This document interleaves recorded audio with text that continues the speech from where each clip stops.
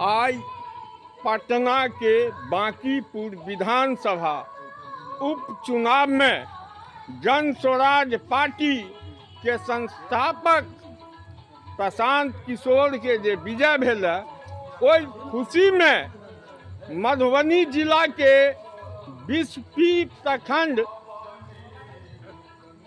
के प्रखंड अध्यक्ष किसान मोर्चा के जुगे ठाकुर, आज देखियो हाथ में की है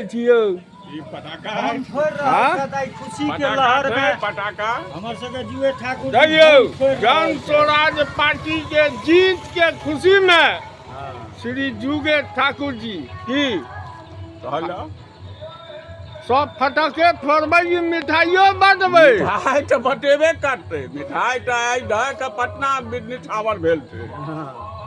अहूँ के किछ दिलैथ है? नहीं हमरा दिला है नहीं, लेकिन बहुत कर्मठ प्रशांत किशोर जी के कार्यकर्ता छथिन। बिस्फी प्रखंड अध्यक्ष सेहो छथि किसान मोर्चा के, आ बहुत लगन से काज करै छथिन। हिनका बहुत खुशी भेलै।